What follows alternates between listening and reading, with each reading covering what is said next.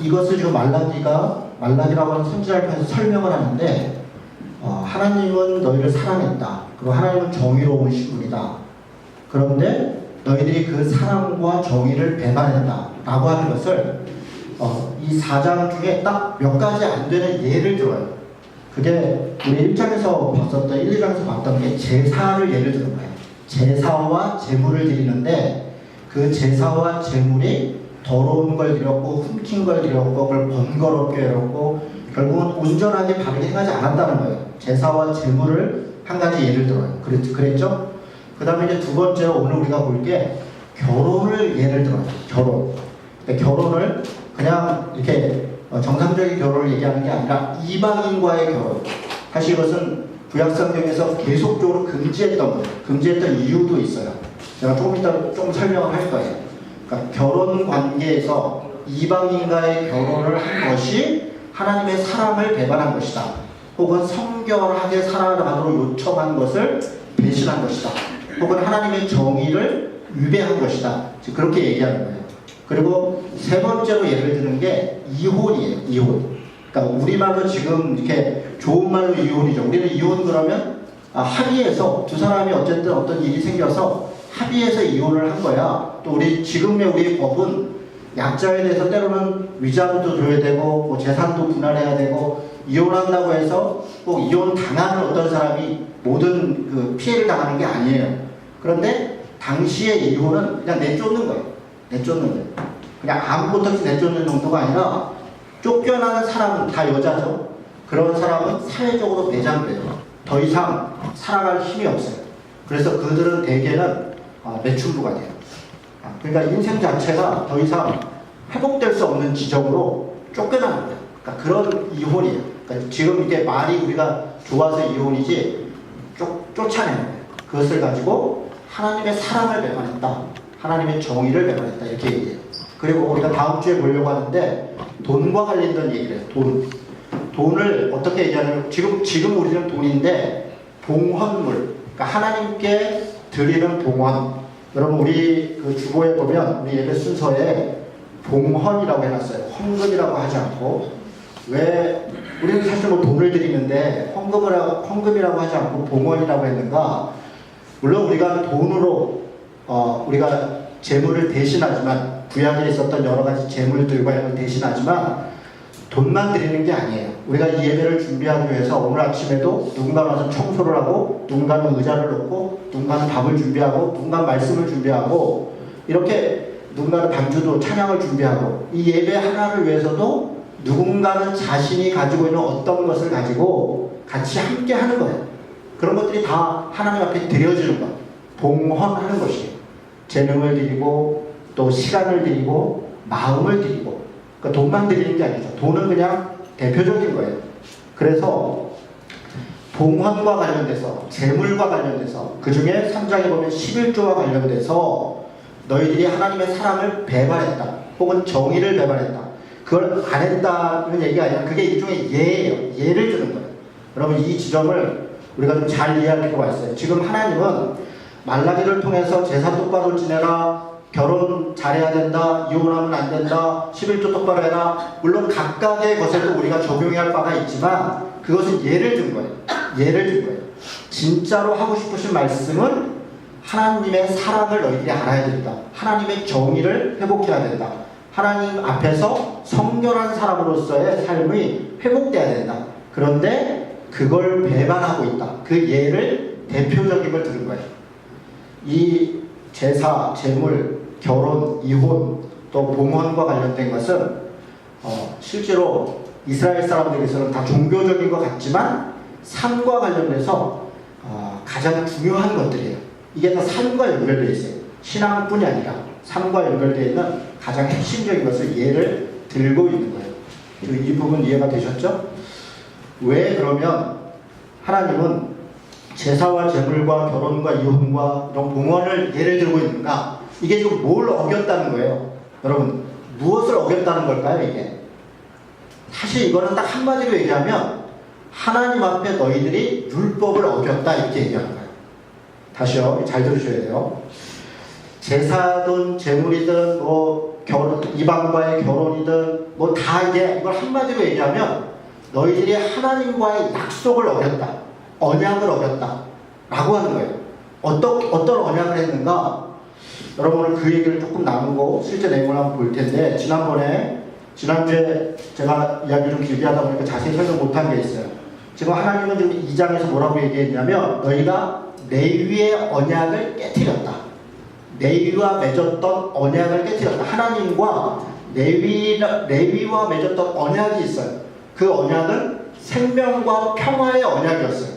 그 언약을 통해서 뭘 주려고 했냐면 그 언약을 맺는 것이 약속이에요. 언약이란 말이 좀 어렵잖아요. 우리 아이들한테는. 약속을 했다는 거예요. 약속을 해서 이렇게 약속하면 사람들은 생명을 얻게 되고, 약속을 해서 그걸 지키면 사람들에게는 평화가 있다는 거예요. 그런데 그거를 깨뜨렸다는 거예요. 레위의 언약이 무엇인가 조금 생각해 보겠습니다. 여러분 신명기 33장을 보겠습니다. 오늘 말씀 몇 구절을 찾아볼 거예요. 신명기 33장 10절을 보겠습니다.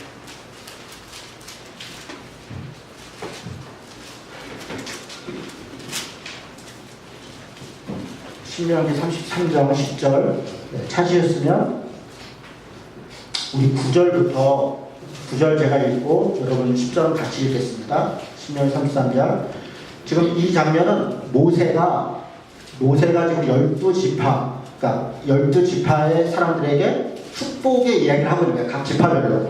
그러면서 레위 지파라고 하는 레위 지파에게 지금 축복하는 그런 내용이에요. 그러니까 이 전체는 다 여러 지파인데 오늘 우리가 방금 읽을 거는 레위 지파에 대해서 얘기를 하는데, 그는 그의 부모에게 대하여 이르기를 내가 그들을 보지 못하였다 하며 그의 형제들을 인정하지 아니하며 그의 자녀를 알지 아니한 것은 주의 말씀을 준행하고 주의 언약을 지킴으로 말미암음이로다. 이거 무슨 얘기냐면, 그러니까 레위는 하나님의 말씀을 지키고 말씀을 가르치는 역할을 부여받았어요. 그런데 어떤 면에서 부모에게, 당신은 부모를, 지금도 그렇지만 자녀들이 부모를 봉양했어요. 그러니까 부모에게 먹을 거를 주고 부모의 생활을 돌보고 그렇게 했는데, 다른 자녀들은 부모를 잘 이렇게 먹을 걸로 돈으로 또 집으로 이렇게 했는데 레위는 그렇지 않았지 않느냐? 왜 그랬냐? 레위는 다른 역할을 맡았기 때문에 그렇다. 말씀을 가르치고 말씀을 맡은 것이다. 이렇게 얘기하면서 10절 읽겠습니다. 자, 시작. 주의 법도를 야곱에게 주의 율법을 이스라엘에게 가르치며 주 앞에서 분양하고 온전한 번제를 주의 제단 위에 드리리로다. 이게 레위가 받은 축복이고 레위가 감당해야 될 역할이에요. 어떤 역할을 받았어요? 제사를 지내는데 그 제사와 관련된 여러 일들을 담당하는 것을 레위 지파가 맡았어요. 그래서 제사장을 하거나 성전에서 일하는 어떤 일들을 돕는 거예요. 뭐 여러 가지 일들을 했어요. 그리고 제사만 드린 게 아니라 여기 뭐라고 하면 주의 말씀을 온 이스라엘 백성에게 가르쳤느니라. 전하고 가르쳤고. 그래서 레위 지파의 중요한 역할은 여러 이스라엘 백성의 지파들이 흩어져 사는데 그들이 하나님의 말씀, 다시 얘기해서 율법, 하나님과 맺었던 약속을 잊지 않도록 하나님이 생명을 가지고 평화롭게 살아가는 방법을 가르쳐 주셨어요. 그게 레위기서예요. 레위기서는 일종의 조약문이에요. 그러니까 법적 조약문이에요. 하나님과 이스라엘 사람들이 맺었던 거기에 내용을 그게 잊지 않도록 가르치고, 만약에 그걸 어기면, 잘못되면 그것에 때로는 돌이키도록 심판하고 판결하고 이런 역할들을 레위 지파가 했다는 거예요. 이게 레위의 언약이에요. 자, 그러면 다시 말라기로 돌아와서 레위의 언약을 깨뜨렸다 라고 하는 것은 저 조상 레위와 어떤 언약을 맺었다 그 얘기를 하는 게 아니라 이스라엘 백성 전체와 하나님이 맺었던 그 약속, 그 율법을 너희들이 깨뜨렸다. 그래서 지금 생명과 평화가 깨진 것이다. 지금 그렇게 얘기하고 있는 거예요. 지금 이해가 되셨죠? 자, 2장을 다시 보겠습니다. 2장에 보면 왜 2장 5절이에요? 말라기서 2장 5절에 보면 레위와 맺은 언약은 생명과 평강의 언약인데 이걸 왜 맺었냐? 왜 줬냐? 내가 그에게 이것을 준 것은 그로 경외하게 하려 함이라. 그가 나를 경외하고 내 이름을 두려워하였으며.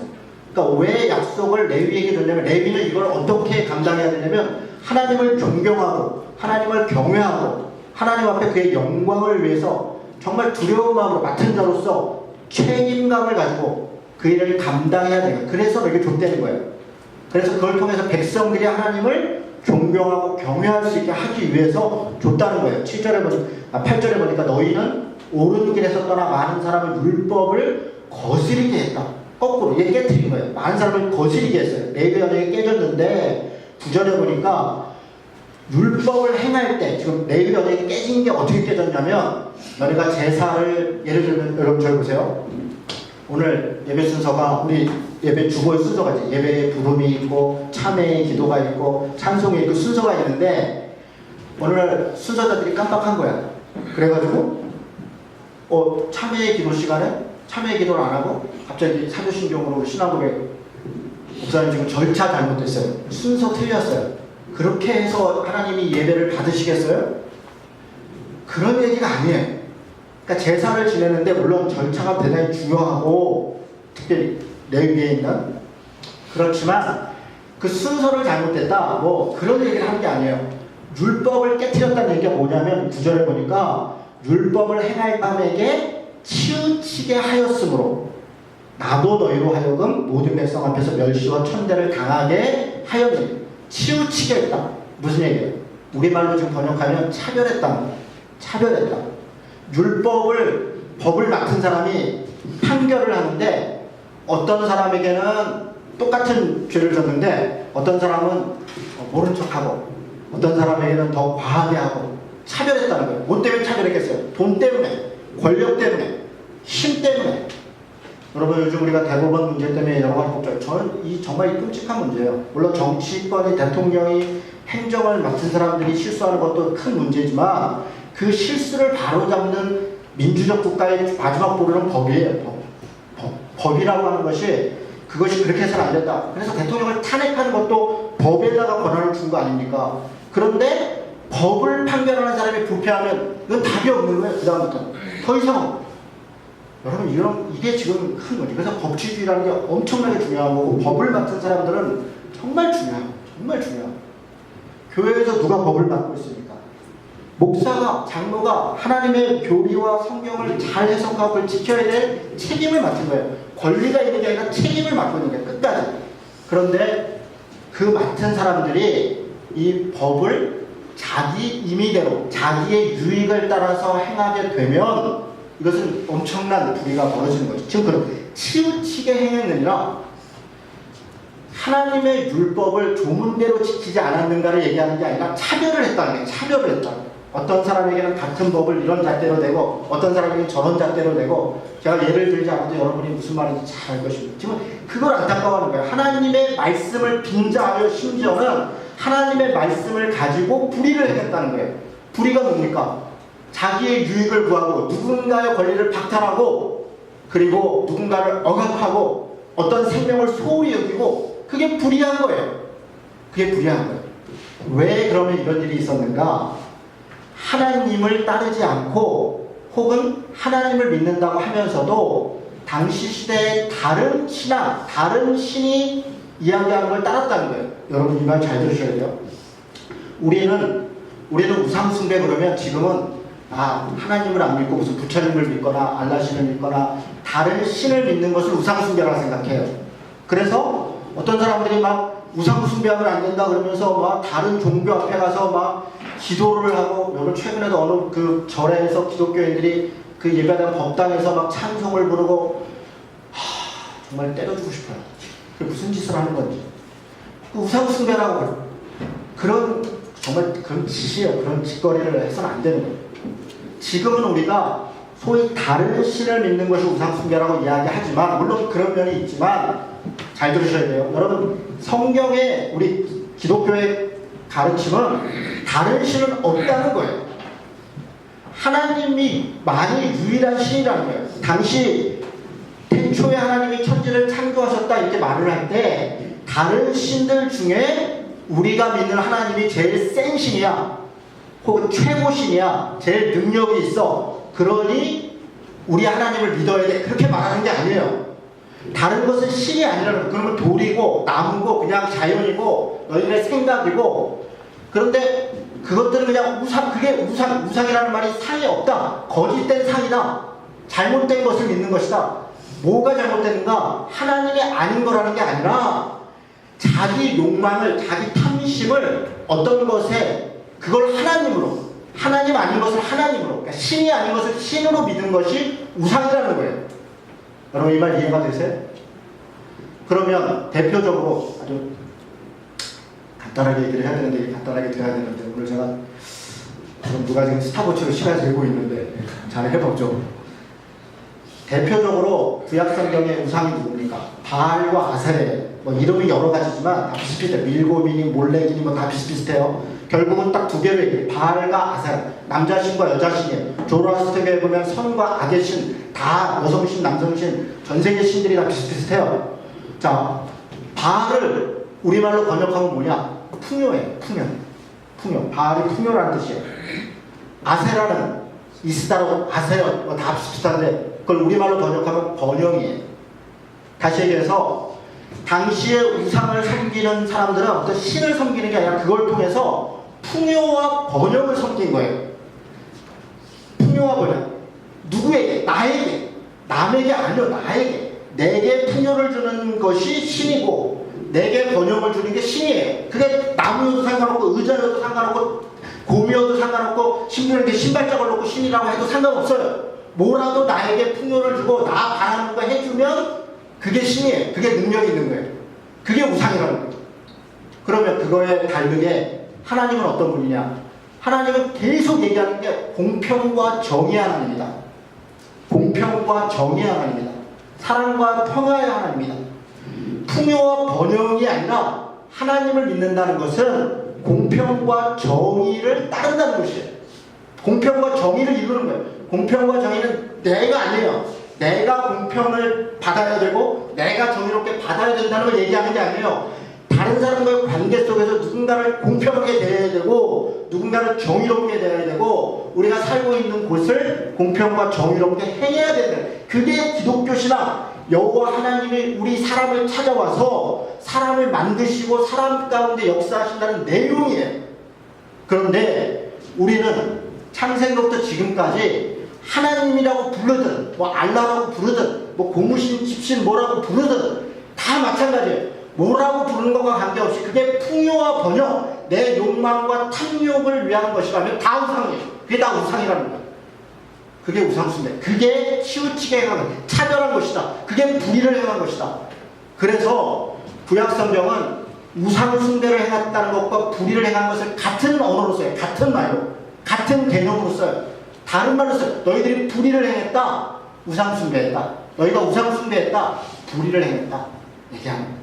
돌아가라. 어디로? 하나님께로 돌아오라는 것은 너희가 하나님만을 믿어야 된다라고 하는 것은 공평과 정의로 돌아가야 된다.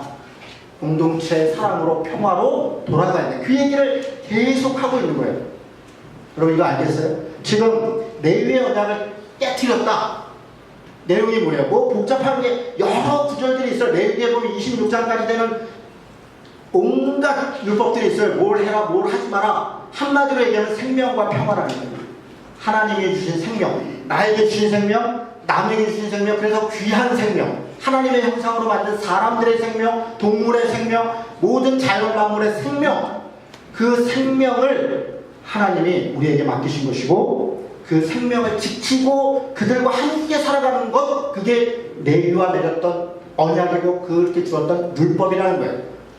평화, 그 생명들과 하나님이 만드신 창조물들을 에덴 동산으로 얘기하면 보존하고 관리하는 것, 그게 우리에게 주신 사명인 거예요. 그걸 깨뜨렸다는 거예요. 왜? 풍요와 번영을 쫓아가는 거예요. 다른 신을 쫓아가는 거예요. 그래서 그것에 대하여 이야기해요. 왜 그걸 쫓아갔는가? 나 중심, 원죄, 선악을 알게 해서 선악의 중심이 기준이 나인 것으로 돌아가 버렸다는 거예요. 그래서 사람을 치우치게 행했다. 그 이야기를 하고 있는 거예요. 내용 이해가 되세요? 그리고 재산이 재물이니 이혼이니 결혼이니 봉헌이니 이런 것들도 다 그것을 잘못 행했다는 내용이 뭐냐면, 그래서 하나님이 제사 똑바로 순서 안 맞췄다 뭐 이런 얘기를 하는 게 아니라, 너희가 그런 제사를 통해, 제물을 통해, 봉헌을 통해 풍요와 번영을 쫓고 있다.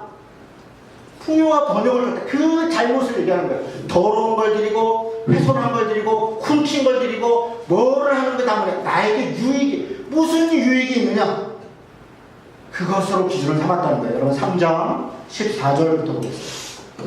3장 14, 15절. 이는 너희가 말하기를 하나님을 섬기는 것이 헛되다, 헛되다. 만군의 여호와 앞에서 그 명령을 지키며 슬프게 행하는 것이 무슨 유익이, 무슨 유익이, 이게 이익이에요. 이익. 내게 어떤 대가가 있겠냐. 내가 하나님을 이렇게 눈물을 흘리고 시간을 내고 무슨 봉사를 하고, 그게 나한테 무슨 대가가 있냐, 나한테 돌아오는 게 뭐냐 묻는 거예요. 지금 우리는 교만한 자가 복되다 하며 악을 행하는 자가 번성하며 하나님을 시험하는 자가 화를 면한다 함이니라.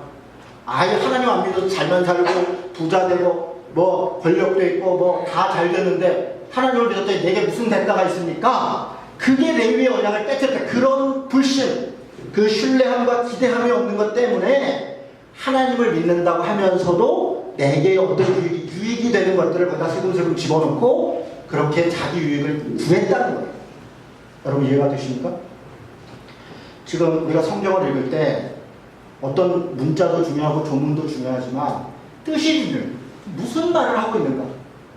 뜻을 정확히 이해하고 하나님이 왜 이렇게 화가 나셨는가, 혹은 왜 이렇게 안타까워하고 있는가, 그 뜻을 알지 못한 채 어떤 말씀 몇 가지를 가지고 그 11조를 안 했네, 뭐 제사를 똑바로 지내야 되네, 예배가 어떠니, 정말 몇 달이 그냥 무슨 남이 다리 긁고 앉았는 거예요. 그런데 거기에 자기 욕망을 또 얹어서, 자기 욕망을 얹어서, 이게 안타까워. 하나님의 말씀을 읽을 때. 자, 그러면 오늘 두 가지 예를 들고 있어요. 하나는 결혼과 또 하나는 이혼인데, 왜 결혼을 얘기하는가, 왜 이방 결혼을 얘기하는가. 여러분 느헤미야 13장을 보겠어요. 느헤미야 13장 23절부터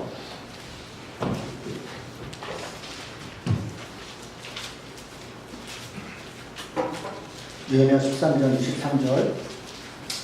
그때에 내가 또 본즉 유다 사람이 아스돗, 아까 제가 아스돈 다 비슷한 신이에요. 와 암몬과 아스돗은 지역이긴 하고 신도일 때, 어쨌든 암몬과 모압 여인을 맞아 아내로 삼았다. 그들의 자녀가 아스돗 방언을 절반쯤은 하여 유다 방언은 못하니 그 하는 말이 각 족속의 방언이므로. 절 보세요. 이스라엘 사람들이 이방 여인들과 결혼했다는 거예요. 뭐 요즘에 뭐 이주민도 있고 뭐 난민도 도와야 된다는데 이방 사람하고 뭐 안 믿는 사람하고 결혼하는 게 뭐가, 지금 그 얘기를 하는 게 아니에요. 이걸로 가지고 믿지 않는 사람 결혼하면 뭐 어쩌고 그렇게 적용하라는 게 아니에요. 지금 왜 지금 이 얘기를 하고 있느냐면, 이방 여인과 결혼했어. 근데 결과가 뭐냐면 그들이 자기의 언어를 잃어버리고 다른 언어를 행하더라. 그 언어가 단지 언어가 아니라 신이에요. 다른 신을 섬기더라. 다른 신을 섬기는 게, 그러면 신을 좀 하나님을 믿다가 이분이 그래서 믿을 수도 있지. 그게 삶의 방식이 바뀌었다는 거예요. 삶의 방식이 어떻게? 공평과 정의의 삶이 아니라 풍요와 번영을 쫓아가더라. 그때 당시 이방과 결혼한다는 것은 곧 삶의 방식이 달라졌다는 거예요. 하나님을 따라서 공평과 정의를 사는 게 아니라 자신의, 그래서 온갖 지금 이 성경의 여러 군데를 보면 이방 여인과 결혼할 때마다 그들이 타락했다, 그들이 부패했다, 그래서 그 결과가 이렇게 악했다라는 것을 꼼꼼히 기록하고 있는 거예요. 그것은 단지 결혼의 문제를 얘기하는 게 아니라 하나님의 율법을 배반하게 된다. 심지어는 누구까지 28절에 보니까, 느헤미야 지금 13장 28절에 대제사장 엘리야십의 손자 요야다의 아들 하나가 호론 사람 산발락의 사위가 돼요. 이 산발락은 여러분 얘기했던 성벽 질 때 그 방해했던 그 이방인이에요. 네, 산발락과 도비야, 그래가지고 도비야한테는 11조 드리고 뭐 있는 그 곳간 창고를 방을 내줬다 그랬고, 지금 대제사장이라는 사람이 자기 집안에서 이방, 그 산발락과, 왜 산발락과 결혼했겠어요? 그 남자가 능력이 있어서 뭐 그럴 수도 있겠죠. 외교를 했다는 거예요. 외교. 대제사장이 지금 구약에서의 결혼은 다 외교예요. 외교. 솔로몬도 그렇고 다윗도 그렇고 다 외교. 그런데 하나님은 뭐라고 얘기를 하냐면 너희들이 왕이 되면 이집트의 말 의지하지 말고 군사를 의지한다는 거예요. 돈 의지하지 말라는 거예요. 이방의 여인과 결혼하지 그 외교에 의지하지 말라는 거예요. 뭐 의지해? 하나님만 의지해라. 하나님을 믿는 사람은 하나님을 의지해 사는 거지 돈과 권력과 외교와 그런 것으로 어떤 평화를 만들려고 그렇게 돼. 이방과 이렇게 연결되는 순간 그들의 삶의 방식을 가져와야 된다는 거예요. 그걸 경계하는 거예요. 그걸. 그런데 대제사장 그걸 경계하고 가르치고 법을 지키고 잘못한 것을 심판해야 될 대제사장이 이런 짓을 했다는 거예요. 마치 지금 우리나라 대법원하고 똑같은 거예요. 이런 짓을 했다는 거예요. 그러니 어떻게 하나님이 그것을 용서할 수 있겠어요? 지금 그런 이야기를 하고 있는 거예요. 결혼에 대하여 다시 돌아가겠어요. 말라기에서 이야기하는 게 이런 거예요. 지금 10절에 보니까 한 아버지를 가졌고 한 하나님이다. 우리가 신앙인들이 우리가 한 아버지의 한 하나님을 믿는데 너희가 어떻게 거짓을 해? 그러니까 이방 여인과 결혼한 것이 하나된 공동체를 깨뜨렸다는 거예요.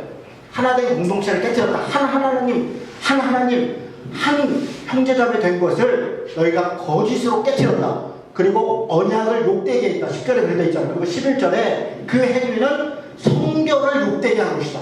성결이 뭐예요? 레위기라는 성결, 거룩. 그렇습니다. 예수 믿는 사람, 하나님 믿는 사람이 말씀을 따라야 되는, 살아야 되는 것, 그게 성결이에요. 그게 거룩이에요. 그런데 그것을 욕되게 했다. 무엇이? 이방 여인과 결혼하는 것이. 아까 얘기했던 그 레위의 율법을 깨뜨렸던 예를 들고 있는 거예요.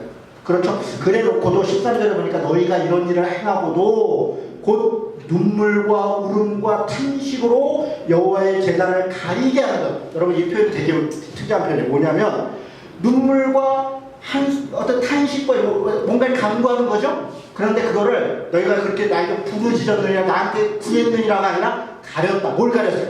하나님의 말씀을 가렸다는 거예요. 하나님의 율법을 가렸다는 거예요. 지금 그들이 눈물로 탄식으로 이것은 안타까운 것을 얘기해요. 자기의 욕망으로, 자기의 어떤 바램으로, 자기의 유익으로 하나님 나 이거 주셔야 돼요. 나 저거 해야 돼요.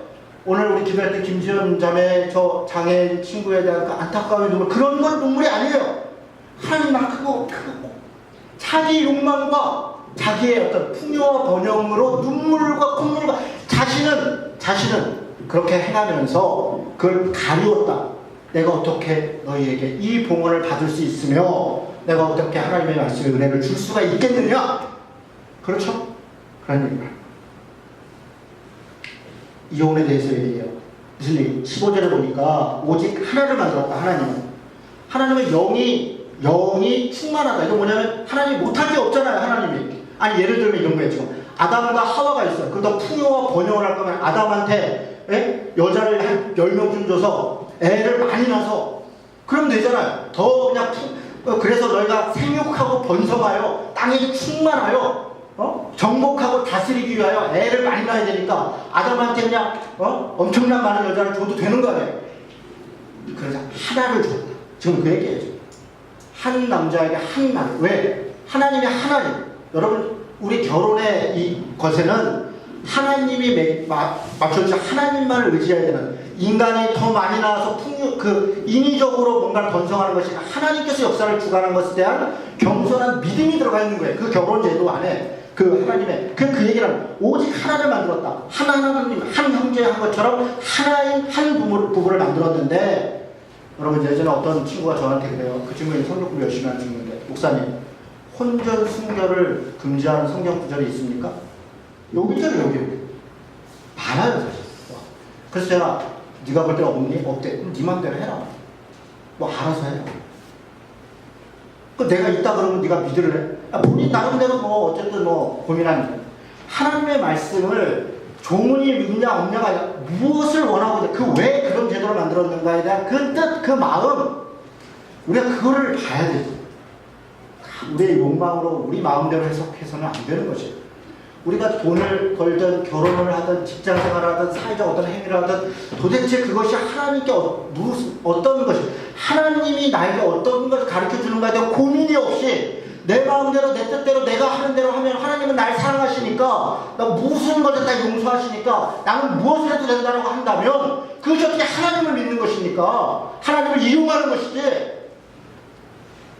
도대체 우리가 삶을 살아가는데 왜 우리는 성경의 말씀을 배우면서 스스로 그 말씀 앞에 순종하려고 하지 않느냐고요. 여러분, 우리의 모든 행동과 우리의 것들은 물론 이래도 되고 저래도 되는데 뭘 커피를 마시는 게 하나님의 뜻이냐면 이따 볼 것 같고 고민할 게 하나도 없어요. 아니, 커피 마시거나 말거나 그냥 알아서 하는 거죠. 이런 영역이 많이 있습니다.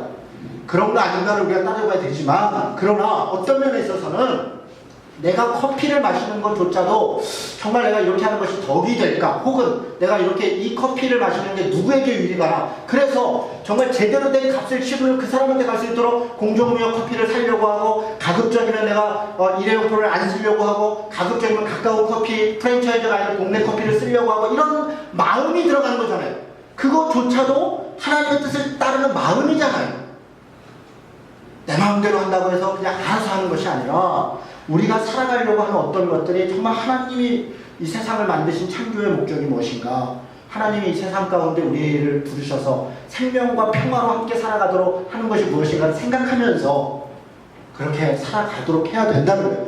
이혼에 대해서 그 얘기를 하는 거예요. 지금 여기서 제가 이혼을 해야 되냐면 그런 얘기를 하지는 않겠습니다. 지금 이것은 부당하게 내쫓았다, 어렸을 때 약속, 언약을 깨뜨렸다, 다른 이방 여인과 결혼하는 것도 하나님과 맺었던 언약을 깨뜨리는 것이고, 지금 너희 어렸을 때 이미 결혼했던 사람을 마음대로 함부로 내어쫓는 것도 하나님과 맺었던 언약을 깨뜨리는 것이다. 그것이 성결을 위배하는 것이다.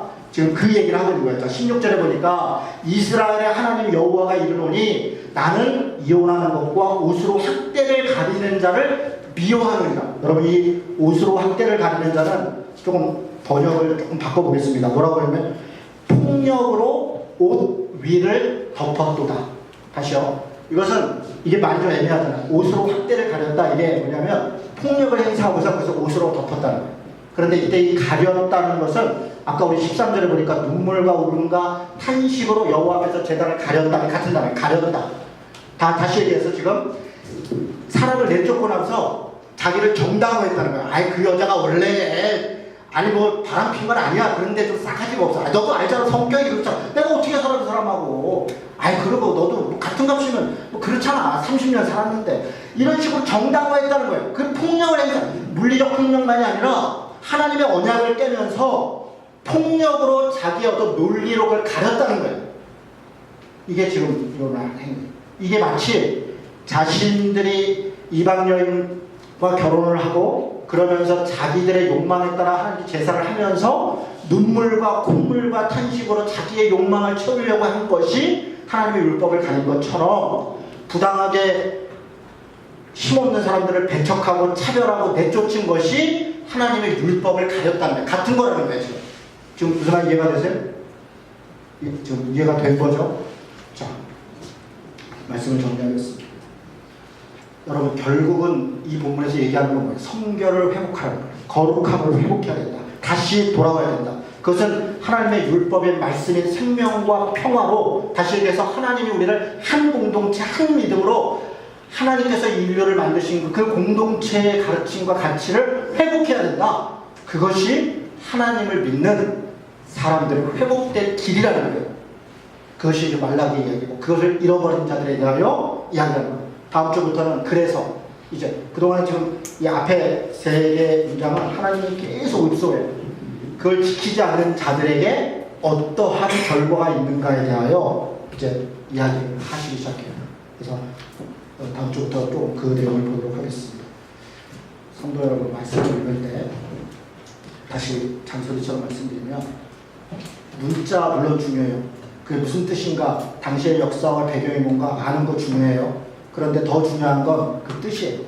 그 시대에 이걸 왜 줬는가, 뭘 이야기했는가, 그래서 지금 내가 이 말씀 앞에 어떻게 살아가야 되는가, 이렇게 하나님의 말씀 앞에 서는 것, 저는 그것이 우리가 예배하는 것이고, 그것이 우리가 말씀을 듣는 것이고, 말씀을 전하는 것이고, 사는 것이다. 그렇게 믿습니다.